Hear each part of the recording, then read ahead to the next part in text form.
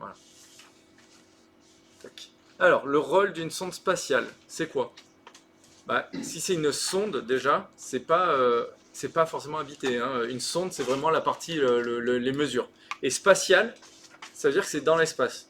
Donc déjà, c'est pas le premier. Le troisième, orbite basse, ce serait pas ça. Ça, ce serait plutôt des sondes météo ou des ballons sondes, plutôt.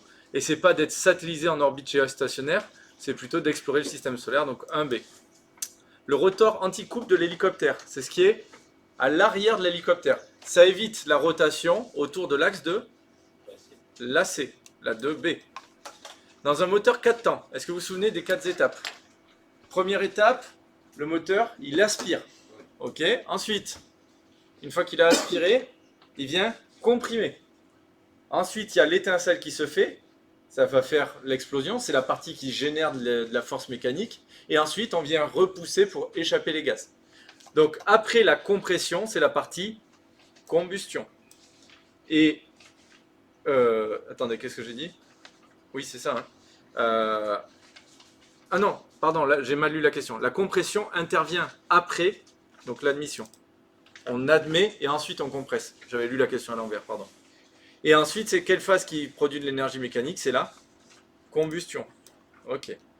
Le pilote peut utiliser la post-combustion pour... Alors là, c'est un truc qu'on n'a jamais vu et qu'on ne reverra jamais.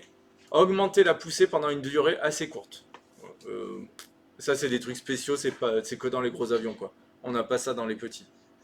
Si on la compare aux voilures d'un avion, les voilures des planeurs modernes, qu'est-ce qu'on peut dire sur les planeurs? Leurs ailes, elles sont comment? Elles sont très très très longues, d'accord? Donc déjà, ça peut pas être la petite envergure, parce que l'envergure, c'est la longueur des ailes. Donc c'est pas ça. Une très grande finesse, oui. Elles sont très fines et très longues. Et en plus, la finesse en aéronautique, c'est quoi? Ouais. Voilà. C'est lié au taux de descente. En fait, c'est la capacité à planer. C'est la distance que je peux parcourir divisée par la hauteur que je perds. Ok. Ensuite, ici, sur l'aile du parapente. Alors, on le fait dans l'ordre. Le dessus de l'aile, le 1, c'est le extrados. Le dessous de l'aile, c'est le 5, là. Intrados. Le devant de l'aile, en 2, bord d'attaque. L'arrière, le 4, bord de fuite. Et le 3, le bout, le saumon. Et une fois qu'on a fait ça, moi ce que j'ai fait sur ma feuille, hein, j'ai tout écrit sur le schéma, et ensuite en fonction des nombres ici j'ai marqué quel chiffre, et ensuite j'ai regardé la bonne réponse. Ça vaut le coup de prendre 1 minute pour le faire proprement, pour pas se mélanger. Ce serait bête de perdre des points sur ce genre de questions que vous savez faire. Ok? Les pièces qui se situent dans le sens longitudinal de l'aile. Alors, le sens longitudinal de l'aile, c'est selon la longueur comme ça. D'accord? Donc c'est pas les trucs qui sont là. C'est dans la longueur. Donc dans la longueur, ça s'appelle comment? Les longerons. Ouais. Les couples, c'est quoi? C'est quand on a un fuselage, vous savez, c'est les ronds qui sont dans le fuselage comme ça. Et souvent, en travers, c'est du tissu ou d'autres trucs. Les couples, est-ce que c'est eux qui donnent la rigidité? Pas du tout. Ils servent juste à avoir un fuselage à peu près. Donc là, ils ont dans le fuselage le même rôle que les nervures. Les nervures dans l'aile, c'est les cercles qui sont comme ça. C'est bon pour tout le monde? Voilà.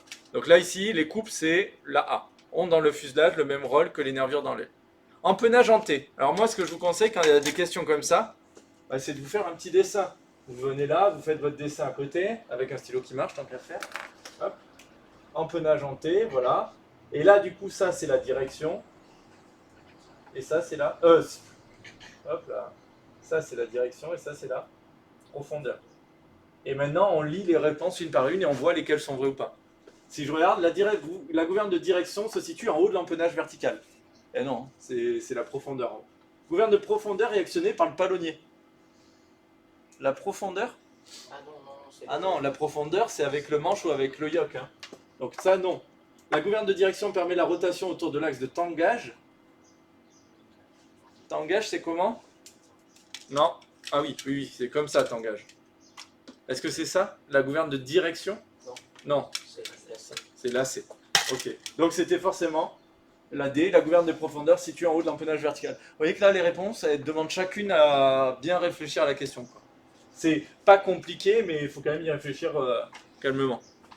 Le pilotage d'un vol en deltaplane, ça s'effectue à l'aide de quoi? Du trapèze, ouais. Le manche à balai, c'est quoi? C'est l'avion, ok. Le palonnier, l'avion aussi. Le barreau de pilotage.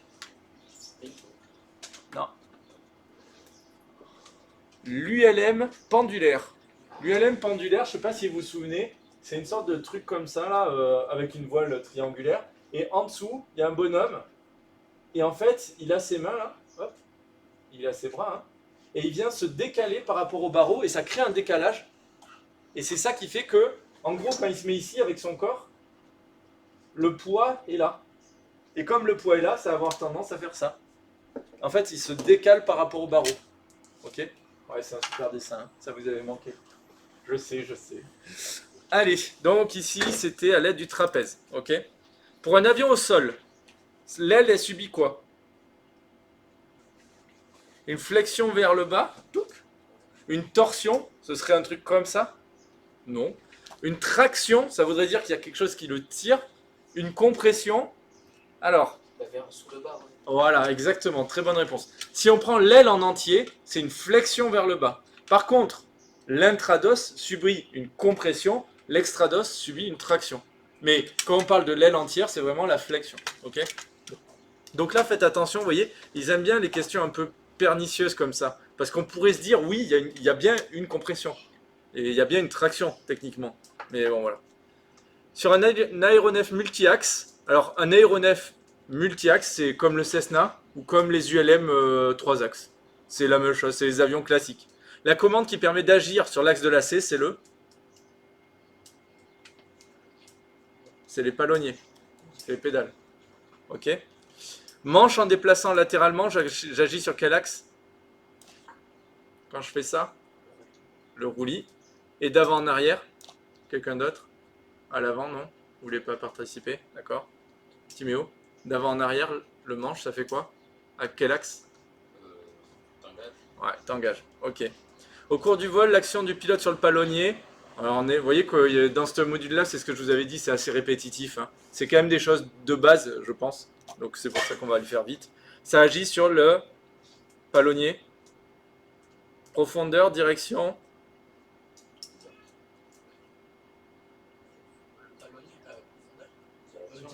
Direction. C'est quoi la gouverne de gauchissement? Ça, je crois qu'on l'a quasiment jamais utilisé, j'en avais parlé. Ouais. Quand on dit gauchir, en fait, c'est les ailerons. C'est le fait d'aller de droite à gauche. Ah putain, qui c'est qui m'appelle? Désolé. Voilà. Sur un ULM multi-axe, si l'aileron droit se lève, donc là, moi, ce que je vous conseille, c'est dans votre tête, vous imaginez, vous prenez votre règle avec un stylo, hein, vous levez l'aileron droit. C'est-à-dire que l'aileron de gauche, il fait quoi? Il se baisse. Mon avion, il va faire quoi? Il va pencher. Dans ce sens? Dans l'autre. Et oui, l'aileron qui est baissé, il augmente la portance. L'aileron qui est levé, il baisse la portance. Donc ça va faire un premier truc, ça. Ça va faire un deuxième truc. Ça va faire un lacet inverse. Lacet inverse. Ok? J'ai le roulis et le lacet inverse. Et quand je mets du lacet, au moment où je mets du lacet, qu'est-ce qui va se passer? Je vais avoir du roulis induit. Donc c'est lacet inverse et roulis induit. C'est les deux mots qu'il faut retenir. Ok? Donc là ici, il pivote. Bon là on ne nous demandait même pas de quel côté. Des fois on nous dit à droite, à gauche, voilà. Donc là il pivote sur l'axe de roulis. Lorsque les volets sont en configuration atterrissage, ils sont comment? Ben, on les sort en atterrissage, on les sort au maximum. Enfin, ou pas au maximum, mais on les sort.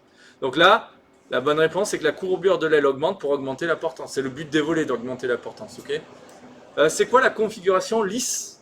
Si je vous dis mes volets ils sont en configuration lisse, ils sont rentrés au maximum. C'est-à-dire qu'il n'y a pas de volet. Quoi. Ok? Le fluide d'un circuit hydraulique, bah, il est utilisé sous pression pour accéder des commandes. La sonde Pitot, elle mesure quoi? Ouais. La vitesse, ouais, mais alors, ça c'est ce qu'on peut en déduire. En fait, elle mesure pas vraiment. Elle mesure quoi? La pression statique. Non. Non, non.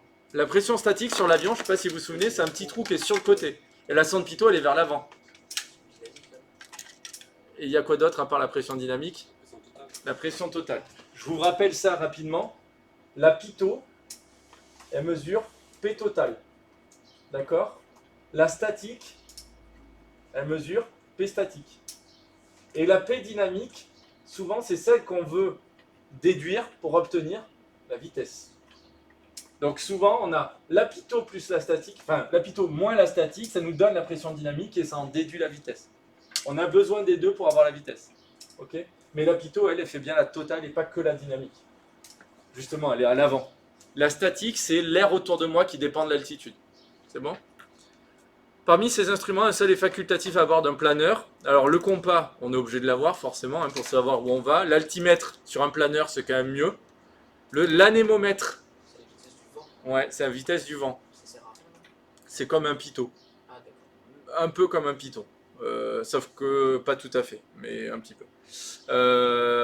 Et le transpondeur, C'est la radio. ouais. Mais le transpondeur, c'est pas la radio. Oui, c'est les. C'est ce qui donne la position au truc. Donc là, la bonne réponse, on pourrait avoir un doute. Moi, j'aurais hésité entre anémomètre et transpondeur. Et c'est le transpondeur. Parce qu'ils sont pas. En fait, ils font que planer et voilà. Bon. L'arc blanc d'un anémomètre, c'est quoi? L'anémomètre, alors ça peut être l'appareil qui mesure le vent, mais ça peut être aussi la vitesse en fait. Hein, c'est ça l'anémomètre, ouais. C'est le domaine d'utilisation des volets. Exactement. Voilà. Donc vous voyez ce module-là, je pense que c'est un des plus simples. C'est là où vous pouvez prendre le plus de points. Voilà. Et il faut aller en prendre un maximum. Donc là, ce que je vous propose, je vous laisse un peu moins d'une heure pour faire le 2017. Ok. 2017, on va commencer en premier par météo. Météo et aérodynamique et on va les corriger. Et on verra après si on a le temps de faire 3 ou 4. Ok. C'est bon?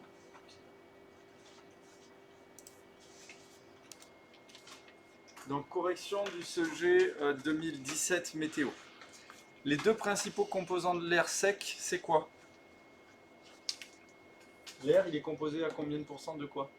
80% d'azote, 20% d'oxygène. Ouais. 78% d'azote et un petit peu moins d'oxygène, mais c'est l'idée. Hein. Oxygène, ça doit être 11%, je crois. Ou 10%. 10 ou 11%. Qu'est-ce que je dis? 20%. Non, 20%. 19%. Je crois que c'est ça. 19. 21. 21. Bon. De toute façon, si vous retournez 80-20, ça va très bien. Ensuite, il y a un peu d'argon et plein d'autres saloperies. Ok. Ok. Ça, c'est vraiment. Azote, ça s'écrit comment? N. Ouais. Alors, c'est même pas de l'azote, c'est du diazote normalement, N2. Et c'est pas de l'oxygène, c'est du dioxygène, O2. C'est un O, ça. Ok. Bon. Ok. Ensuite. Dans l'atmosphère standard, la température et la pression variant de 0 à 11 km. Ça fait quoi la température quand je monte? La température, elle diminue. Et la pression? Elle diminue aussi. Quand je monte, la quantité d'air au-dessus de ma tête diminue. Donc il y a de la pression, elle diminue aussi. Donc les deux diminuent en fait. Ok? Ok. Donc la réponse c'était la D. Question 3. Dans l'atmosphère standard, la température au niveau de la mer, c'est quoi? Atmosphère standard, il faut le connaître, c'est 15 degrés. Et la pression, c'est 1013,25. Putain, il est chaud, chaud, chaud ouais, aujourd'hui. Ça, c'est les deux valeurs à connaître pour l'atmosphère standard. Ok? Ok. Donc, l'instrument utilisé pour mesurer la vitesse du vent en surface. Alors là, il faut faire attention parce que la question, elle est un peu coquine. C'est en surface. Alors, une girouette, ça sert à donner quoi? La direction. Donc c'est pas ça. L'anémomètre placé sur un pylône. Ouais, pourquoi pas. Un ballon sonde. Alors le ballon sonde peut donner la vitesse du vent et tout, mais c'est plutôt en altitude. Et la baromètre, c'est la pression. Donc en fait, si on avait un doute, là on n'en a plus une fois qu'on a lu toutes les autres, c'est forcément la B, l'anémomètre. Sur une carte de pression, une ligne qui joint les points d'égale pression est nommée isobar. Ouais, c'est la D. Isotherme, c'est la même température. Isocline, ce serait la même inclinaison, je pense. Isophyse, j'en ai pas la moindre idée. Voilà. Un marais barométrique, c'est quoi? C'est un endroit où vit Shrek. Ok. Et ensuite? Ouais, c'est une zone où on a très peu de variation de pression. Ok, donc là c'était la A. C'est bon? Allez. Ah, mon dessin préféré. Alors, sur ce dessin, qu'est-ce qui est ouf? Je crois que c'est pas pratique comment je suis en train d'enregistrer. Je vais enlever ça. Hop. Hop, je vais faire comme ça, c'est pas grave. Ok. Donc, qu'est-ce qu'on a ouf? Allez, on va demander. Romain, On va oublier les questions 2 secondes, on va juste rappeler quels sont les différents éléments. Qu'est-ce que tu peux me dire? Ouais, c'est lequel? Entre quoi et quoi? Il est où le front froid? En bas là ou en bas là? Ouais. Ça c'est le front froid parce qu'on se souvient, ça pique. Et le froid ça pique. Ok. Ça c'est le front chaud parce que c'est des petits soleils qui nous réchauffent le cœur. Ok. Et ça s'appelle comment? L'occlusion. Tiens, c'est eux qui marchent plus déjà? Non, j'ai dit l'inclusion. D'accord, il est neuf et il marche plus. Celui-là il marche? Ouais. Donc ça c'est l'occlusion. Ok. Où se situe le secteur chaud? Entre les deux fronts. Ici. Après le front chaud, ça c'est le secteur froid antérieur, ça c'est le secteur froid Super. postérieur. Postérieur, après. Et il y a derrière ce qu'on appelle la traîne. Comme la mariée. C'est la traîne de la mariée. La traîne de la mariée, c'est ce qui est à l'arrière de la robe de la mariée qui traîne au sol. Voilà, et qui était blanc au début et qui sera plus blanc longtemps. Ensuite, alors quand j'ai un front chaud, est-ce que c'est l'air chaud qui pousse ou est-ce que c'est l'air froid qui pousse déjà? Donc pardon, au-dessus c'était la 3, c'était la C. Hein. Ouais. Donc, si j'ai un front chaud, le front chaud c'est l'air chaud qui arrive et qui pousse. Donc déjà ici, on peut éliminer ça et ça. Ensuite, est-ce que l'air chaud il est au-dessus ou en dessous par rapport à l'air froid? L'air chaud est au-dessus. Donc l'air chaud pousse l'air froid devant lui et il passe au-dessus. Mais Ouais. il y a un peu une histoire que justement l'air froid il est plus de. Il est plus lourd. Voilà, donc c'est plutôt lui qui repousse. Alors, je te fais un dessin avec des couleurs pour que tu vois.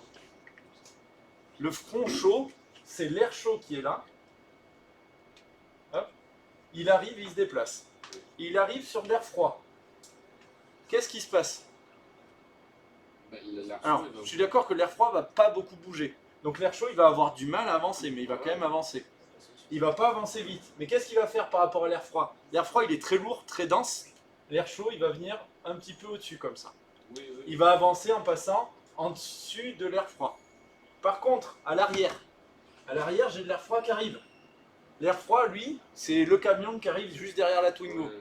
Le camion, quand il arrive derrière la Twingo, qu'est-ce qu'il fait? Par exemple, Il la soulève bien, hein, ok?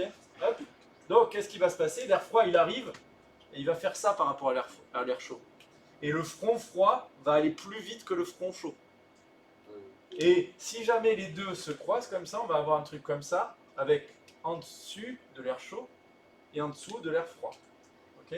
Avec le froid antérieur, le froid postérieur. Et là, c'est la zone d'occlusion. On voit que l'air chaud, il a été poussé là. Et tous les nuages, ils sont là. Hein. Ok? C'est une zone, l'occlusion, où on a un plafond qui est très bas. Ok? Parce qu'on a tous les nuages qui étaient là, principalement, et là. Et ils se retrouvent tous là. Dernier truc, le front chaud, il est annoncé par des... Sirius. Pas des Sirius. Ça, c'est Harry Potter, ça, Sirius. Sirius, ouais. Par des Sirius Black. Non, ça, c'est autre chose. Alors, par des Sirius. Ok? Bon, c'était une parenthèse. Mais c'est important parce que de temps en temps, on vous pose la question. Ça va pour tout le monde, ça, c'est plus clair? Ok. Du coup, je sais plus ce que c'était la question, mais... Ok. Si un observateur se place face au vent dans l'hémisphère nord, la dépression et l'anticyclone se situent où? Comment on fait pour faire ça?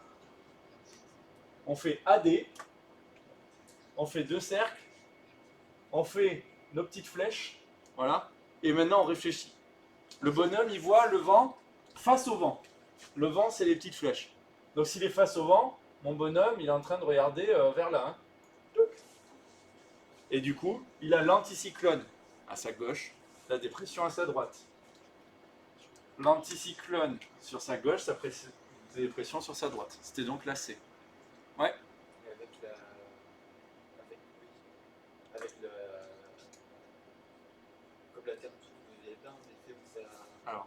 Le vent. Ouais. Alors toi, tu me parles d'autre chose. Si je fais la Terre, en fait, c'est ces rotations-là, elles sont induites par le fait que on a la rotation de la Terre qui a tendance à donner, non pas que l'air il aille directement comme ça, mais qu'il fasse légèrement comme ça. Et c'est pour ça qu'autour d'un anticyclone, ça tourne dans le sens horaire, et autour d'une dépression, ça tourne dans le sens anti-horaire. Et dans l'hémisphère sud, c'est l'inverse. Du coup, là, ça pourrait mettre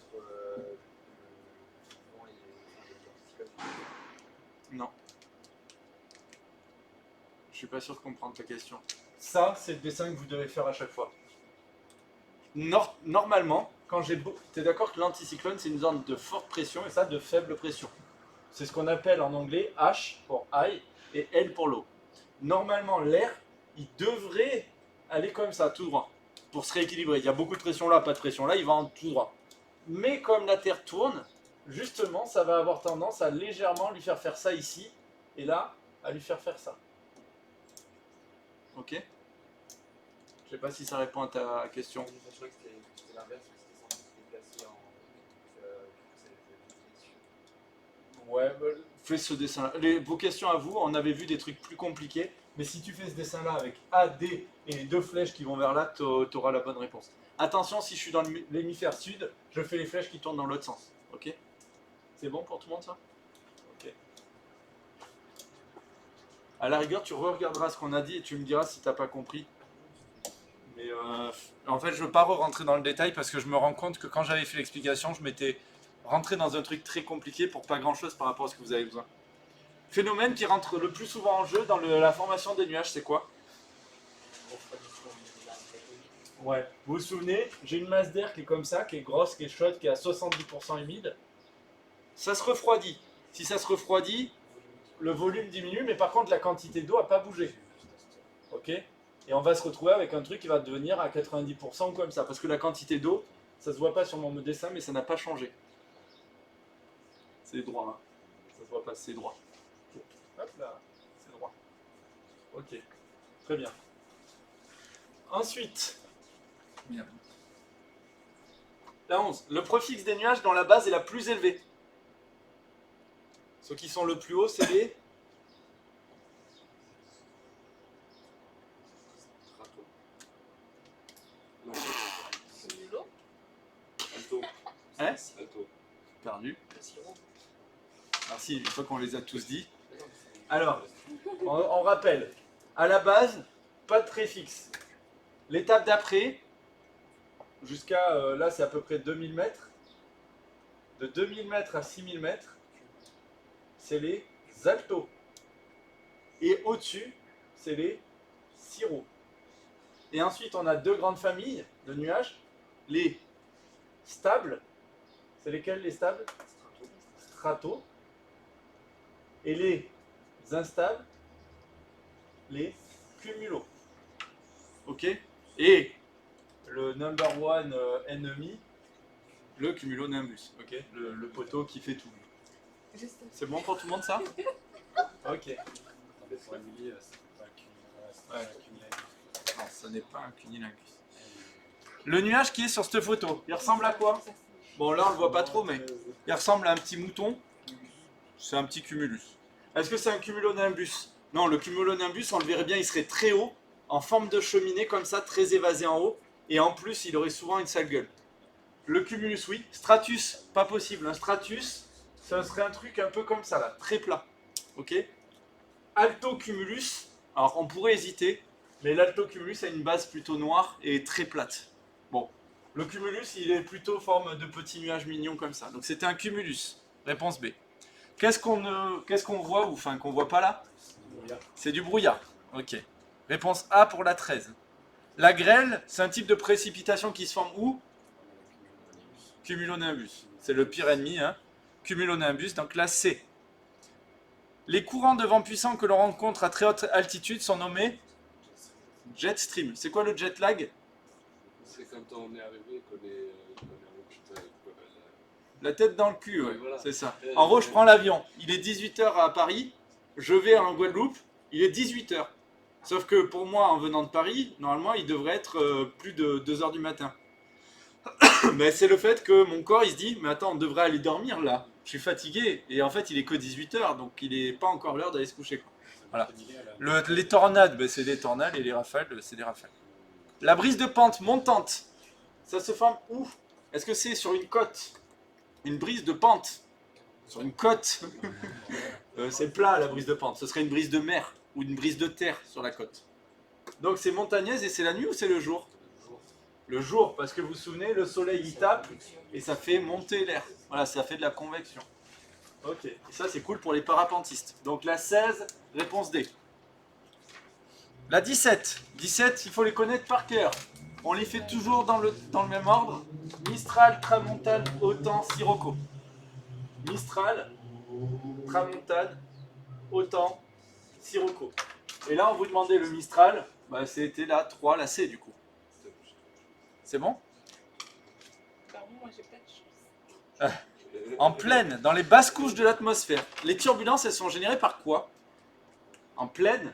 Donc imaginez, je suis en pleine. J'ai des cailloux, j'ai des petites fleurs. Hop. Voilà. C'est quoi qui fait qu'il y a des trous, des turbulences? C'est qu'il y a de l'air chaud qui monte. Ouais, il y a des endroits, les cailloux par exemple, ils chauffent plus que l'air à côté. Donc ça va faire de l'air très chaud qui petit à petit va se décoller comme ça. Donc en fait, dans l'air ici, on va avoir des bulles. Et quand l'avion il arrive, là, il était dans un air froid, il passe dans un air chaud, instantanément, il a moins de portance. Donc il va faire tac. Et juste après, genre une demi-seconde après, il récupère sa portance, il va faire tac. Et c'est ça qui fait les petites... voilà. On peut avoir des petites bulles, on peut aussi avoir des bonnes grosses bulles. Et des fois, l'avion entier peut être pris dans une grosse bulle descendante ou montante. Et bien dans ce cas-là, tu vois, tu es à plat, tu étais en incidence normale, tu vois, tranquille. Et là, tu vois ton vario, tu fais... alors tu restes à plat. Et ça te fait soit un ascenseur comme ça, soit un ascenseur comme ça. Et ça se sent. Oui, oui. Ouais. Il n'y a pas un aéroport à Londres, c'est quand on atterrit, il faut faire attention à ça. Ah ben, il n'y a pas qu'un aéroport. Hein. Je sais qu'il y en a un qui est- Alors, je sais pas à Londres si c'est ça, mais il y a beaucoup d'endroits où c'est dangereux justement parce qu'on peut avoir des zones avant ou après, genre une forêt ou un truc comme ça. Vous allez à Sarlat Dome. On se retrouve juste avant ici. Sarlat Dome, c'est un peu sur une montagne comme ça. Alors ici, un peu moins la fin de piste, mais le début de piste, c'est avant la montagne. Bah là, il se passe des trucs. Hein. Et souvent, on se prend des grosses descendantes ou des grosses montantes suivant le moment de la journée. Ça peut être dangereux, ouais. Parce que t'arrives tranquille ici, pour en étant bien pour ton truc, et là tu te prends une grosse montante, une grosse descendante. Faut être réactif. Non, il faut faire, c'est la descente. Alors, bah déjà tu peux le savoir si c'est éclairé au soleil ou pas. Tu vas savoir s'il y a de l'air qui monte ou qui descend. Et ensuite, au pire, tu fais une pente un petit peu plus importante. Ou tu fais un premier passage, pour voir. Quand tu as un aérodrome que tu connais pas, il vaut mieux faire un passage, un touch and go tranquille, plutôt que de se manger la montagne. Mais on peut faire. De toute façon, ça peut changer entre. Alors, ça peut changer, mais sur les cartes VAC, c'est expliqué. Sur des problèmes comme ça de géographie et de terrain, sur la carte VAC, ils vont vous dire attention, piste 33 au vent cisaillant. Ouais. Voilà, ou à des choses comme ça. Donc, c'est quand même assez connu. Si vous avez un doute un jour où vous êtes pilote et que vous allez dans un aéroport, vous appelez l'aérodrome, vous faites j'ai vu que vous étiez en haut d'une montagne, il y a des problèmes quand on est sur la 33 et sur la 11. Qu'est-ce qui se passe quoi? Et eux, ils ont l'habitude et vont vous dire ouais, faites gaffe, la 33, s'il y a du soleil, vous risquez de prendre un sacré ascenseur ou une sacrée dégueulante, et comme ça on ajuste quoi. Ça évite de se manger des montagnes. Donc du coup les turbulences sont générées par la convection. La convection c'est comme les convecteurs, les radiateurs grille-pain là. Bon ça existe de moins en moins mais voilà. Le principal, alors celle-là on pourrait hésiter un peu avec les trous d'air. Mais les trous d'air en fait c'est pas, enfin sont générés par la convection. À peu près. Le principal danger induit par le brouillard sur le vol. Ouais.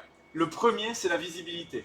Alors le brouillard peut augmenter le givrage, mais c'est pas une obligation, alors que la visibilité, c'est la définition même du brouillard. Vous me rappelez la longueur, la distance du brouillard? 1 km. Ouais. Et c'est quoi si c'est entre 1 et 5 km? La brume. Voilà. C'est 10 km. Et 10 km, c'est visibilité, ok. Parmi les éléments suivants, une conséquence possible du givrage, c'est quoi? Est-ce qu'on risque de gagner de l'altitude? Ouais, c'est une bonne technique. Pas du tout. L'altération des profils aérodynamiques. Ouais. L'amélioration des performances de l'aéronef. Ouais, non, ça améliore pas, hein, sauf un coup de chance. Genre Dieu est venu sculpter une nouvelle aile en glace sur vos ailes. Sinon, à part si vous êtes une princesse ou un prince Disney, ça marche pas trop.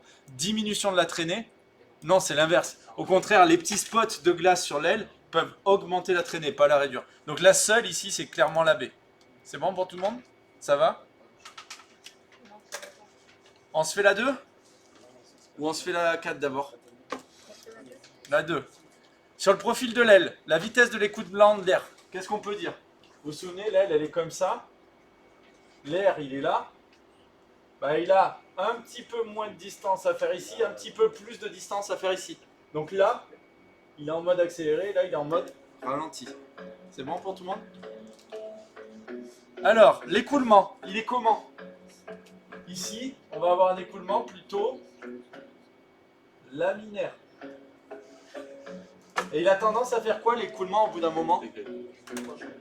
Il va décrocher et faire des turbulences. D'accord? Donc là, on va avoir un écoulement turbulent. Au début, il est laminaire, et le but, c'est qu'il reste bien laminaire. Hein. On veut que l'air, il accroche bien. Sinon, il n'y a plus de portance, et on est un peu triste. Donc, entre le point A et le point D, l'écoulement, il est laminaire. La force parallèle, de même sens que le vent relatif. Monsieur. Oui. C'était quoi la 2-1? 2-1, c'était... Ah oui, j'ai oublié de le dire. Elle augmente sur l'extrados, donc attends. C'était la B. La 2-1, c'était la B, ouais. Non, c'est pas ça? Si, c'est la B. Hein.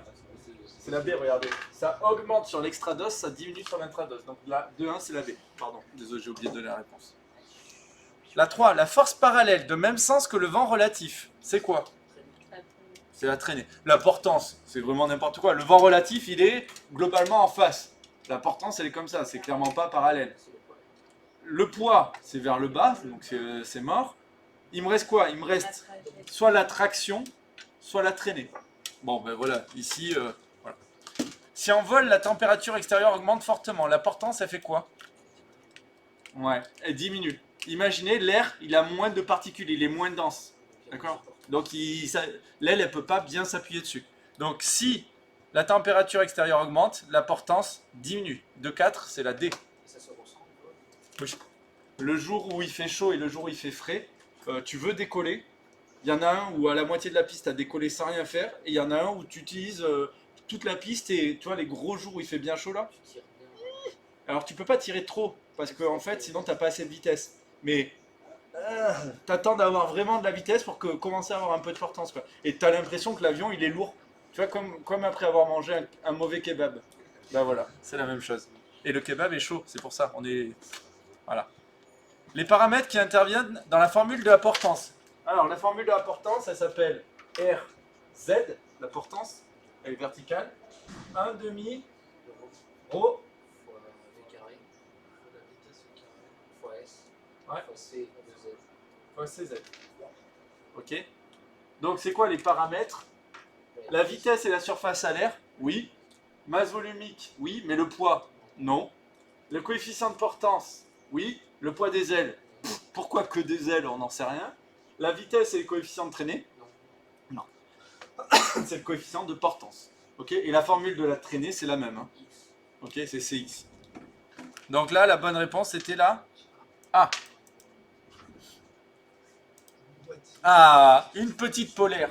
Des fois qu'on est froid. Ouais. De rien. Alors la polaire, il y a quoi comme élément important dessus à voir? Il y a 4 points à savoir. Premier point, le point. Alors je vais la refaire la porte. Je vais la faire comme ça, ma polaire. Ok? Juste pour faire un exemple un peu plus différent. La polaire, on aurait le point qui est là, le plus à gauche. C'est le point de traînée minimum. Ensuite, on va avoir un endroit où la courbe vient ici s'appuyer là. C'est la finesse max. Ensuite, si j'avais bien fait mon dessin, on aura un endroit où ça arrondit comme ça. Le point haut, c'est la portance max. Et là, c'est la moitié. Ouais. Cet axe-là, il est dessiné toujours en fonction de l'incidence.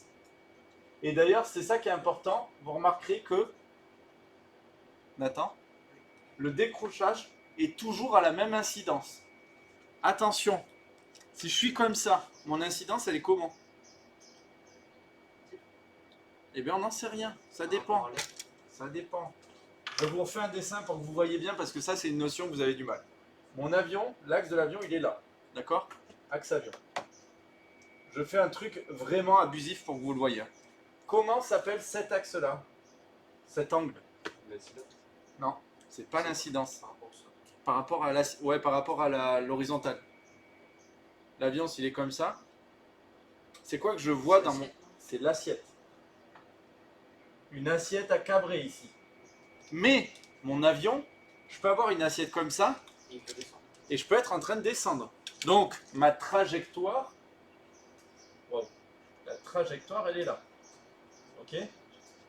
La trajectoire c'est la même direction que le vent relatif. Si j'ai ma trajectoire qui est comme ça, mon vent relatif il est comme ça. Ok? Comment s'appelle? On va faire tous les angles hein, pour les revoir parce que je sais que c'est toujours un truc qui pose problème. Ça, l'horizontale est là, mais mon avion il est comme ça, en train de descendre. L'angle entre l'horizontale et la descente, c'est quoi? Ah, alors la route, c'est quand je suis sur le plan vers où je vais. Le cap, les routes et tout ça, c'est par rapport à où je vais. C'est pas en vertical. Mais on a l'idée. C'est comme en voiture. En voiture, si la route elle est comme ça, par rapport à l'horizontale, c'est ce qu'on appelle là, pour une côte, la pente. Ça, c'est la pente. L'incidence, c'est ça. C'est entre le vent ou la trajectoire et l'axe de l'avion. L'incidence est là. Et si c'est des Ça veut dire que mon avion, si je suis en train de descendre et que je suis comme ça, j'ai plus de chances de décrocher que si je suis comme ça. En train de monter, mon avion, je peux même monter un peu plus comme ça. Bon, il faut qu'il ait assez de puissance, mais dans l'idée, c'est pas interdit pour le décrochage. Ok? Donc là, c'était juste une commentaire. Ça, c'est une question qu'on retrouve souvent. Le décrochage se fait toujours à la même incidence. Attention, l'incidence, ce n'est pas l'assiette. Ok? Voilà. C'est bon pour tout le monde? Et là, l'angle qui est donné ici, ce n'est pas la température, c'est l'incidence. Ok? Donc, ici, on a dit quoi? Le CZ max, c'est celui qui est le plus en haut, il est à 17 degrés d'incidence. C'est la D. Ok? Est-ce que vous m'autorisez à prendre 5 minutes pour finir juste ces questions-là? Le module 2? Ouais. Ouais. Là. Sur cette figure, l'angle Y, il représente quoi? Le fait que mon aile, elle soit vers le haut. C'est ce qu'on appelle le dièdre. Maintenant, imaginons mon avion, il est là. Ça, c'est l'hélice. Hein. Mes ailes, elles sont comme ça. L'angle qui est là, c'est ce qu'on appelle la flèche. Là, j'ai une flèche positive. Si j'ai un avion de combat qui a les ailes comme ça, là, hop, ça, c'est un avion de combat. Ça se voit pas. Là, j'ai une flèche négative. Laquelle est le plus stable des deux? Est-ce qu'un avion de combat c'est plus stable qu'un avion de pilotage classique? Non. C'est lui qui est le plus stable. Voilà. Alors, lui va être plus maniable mais moins stable. Lui va être un petit peu moins maniable mais plus stable. Et pour des pilotes non professionnels typiquement, ou pour des gros avions, on préfère avoir de la stabilité. Okay? Pour des pilotes de chasse, c'est des pros de tout ça. Eux, ils veulent pouvoir toucher au millimètre, quoi, et pouvoir attaquer un peu dur dans le pilotage. Donc ici, c'est l'angle de dièdre, ok? Voilà. L'angle de calage, on va l'avoir juste après. Quand j'ai mon avion, j'ai mon aile, alors je vais le faire un peu de manière abusive, hein. J'ai mon aile, vous voyez, elle est légèrement comme ça, par rapport à l'avion, ok? Et donc ça, cet angle-là, c'est l'angle de calage. On n'en a jamais parlé vraiment. Mais les aigles, elles sont légèrement vers le haut. Si on le voit ici, hein, regardez. Légèrement vers le haut. Légèrement. Ok. Ça évite que le pilote, en fait, il soit tout le temps assis en regardant le ciel, quoi. C'est pour ça qu'on met un léger angle de calage. Du coup, c'est entre le profil ou la corde de l'aile et l'axe longitudinal de l'avion. Donc c'est la A, 2,8A. Ok? C'est bon pour tout le monde?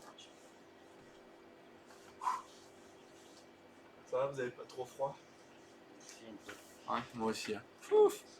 L'angle de pente. C'est quoi l'angle de pente? Je l'ai effacé tout à l'heure. C'est entre la trajectoire de l'avion et l'horizontale. Donc on va regarder entre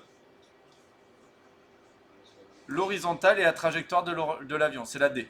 D'accord? L'angle affiché sur l'horizon artificiel du pilote, c'est ce qu'on appelle l'assiette. Entre la corde du profil de l'aile et le vent relatif, c'est l'incidence. Entre l'horizontale et l'axe longitudinal de l'avion, c'est l'assiette aussi. De nouveau. Ok? Donc là, c'était la 2,9, c'était la D. 2,10. L'air autour du profil de l'aile. Sur l'extrados, il est comment, Sarah Emily? Là, l'air, il est en dépression ou en surpression? Au-dessus de l'aile. Il est en dépression, ça aspire. Et là, en dessous, en surpression, ça pousse. Voilà. Donc, sur la 2,10, il est en surpression en dessous et en dépression au-dessus, sur l'extrados. Dépression sur l'extrados, surpression sur l'intrados. Donc la 2,10, c'était là A. Ok. Lorsqu'un aéronef est en vol horizontal stabilisé, putain, j'ai du mal à parler. La portance équilibre la traction. La portance, la traction, est-ce qu'elles peuvent s'équilibrer? Absolument jamais, donc c'est pas ça. Ah si, ça pourrait, hein.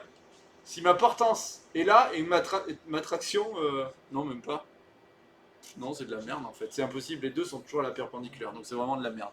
Le poids équilibre, donc voilà. La portance équilibre le poids. Non, non plus, hein. Ok. Ah bah si, la portance... Ah, attendez, moi ce que je fais à chaque fois, je fais ça. Portance, voilà. Là c'est la traction, traînée, poids. Et là vous les associez deux par deux. Poids va avec portance, traînée va avec traction. Ben voilà. Ok, donc là c'est la B.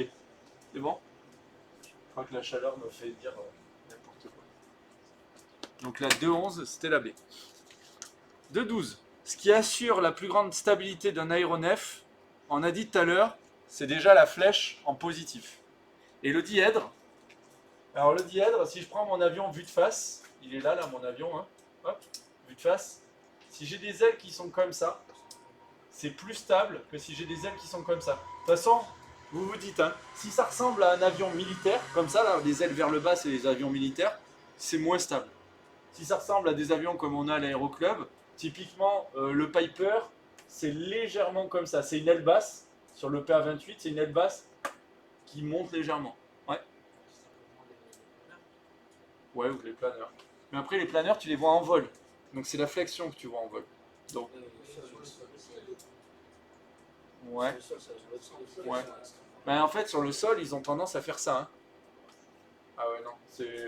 Tu les vois peut-être, les photos au décollage. Le moment où les ailes sont déjà bien stabilisées, elles ont commencé à avoir de la portance et voilà. Bon, bref.